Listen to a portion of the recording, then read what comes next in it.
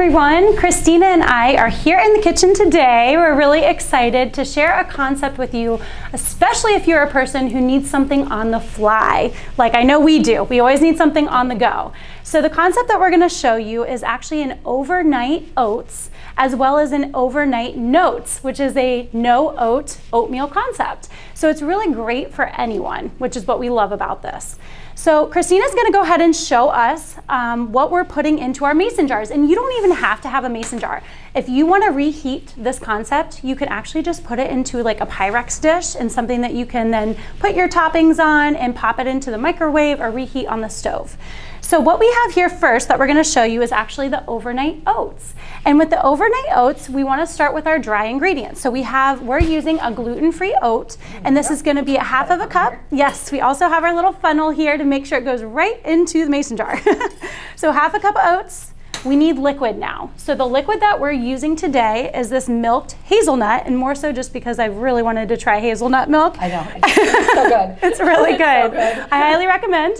And so what we have to be careful of with liquids, we use 3/4 of a cup. So Christina's putting 3/4 of a cup in here.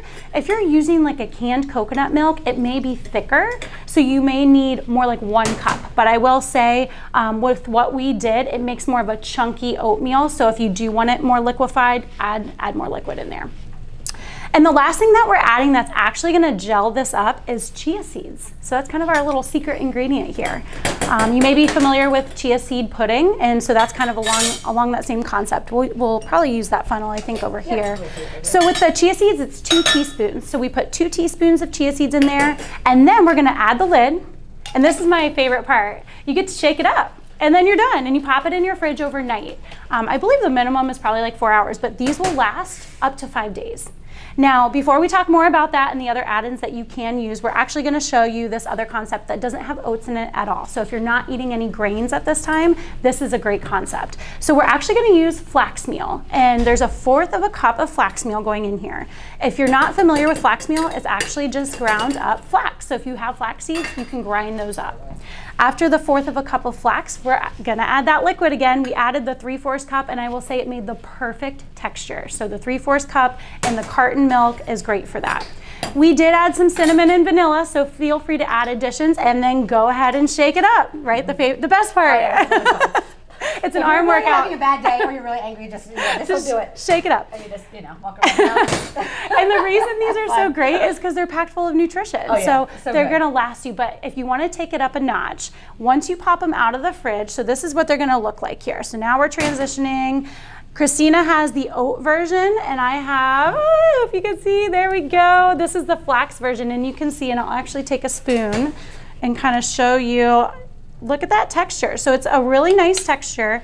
And then the oats was the chunkier one. So you could add some more liquid now if you wanted it to be a little bit on the creamier side. So then we get to use our toppings here. So whether you keep it in your mason jar or you put it in a bowl, you can actually then just top it off. But let me back up 1 step. So when you're making it for the overnight piece, my favorite is to add a scoop of some almond butter in there because you want anything that won't get a weird mushy texture. So think about your creamy almond butters. What's something that you would like to put into yours? I have almond butter. I put nuts in mine. Nuts in yours, okay. Those good overnight. Yeah, and then you can't put the fruit because overnight. Yes, that'll be unless frozen. That's the only way I've ever done it. But you don't want to put fresh fruit in overnight, or else it'll get kind of weird.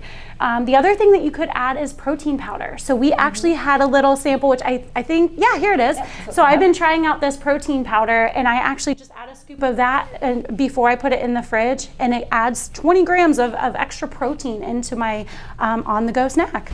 So now we're gonna show you, we're each gonna go ahead and just top it with whatever we want so you can see the end. So I'm gonna put a little bit of fresh berries now that it's been in the fridge overnight. Here you go. I'm gonna add that scoopful of almond butter because that's my favorite here. And you, like I said, you could go ahead and put that in prior to, and here if you want that. Yeah, and then cacao nibs. I don't know how many people use cacao nibs.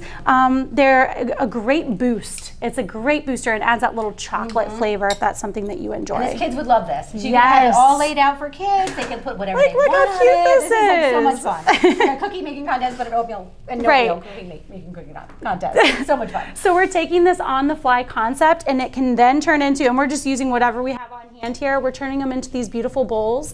But like I said, take that mason jar out, add your toppings on the go, and I bring it to work. So we can't wait to see your creation. So please tag us at KanodiaMD and show us, did you do a oatmeal or did you do an overnight oats, and what were your toppings? And we can't wait.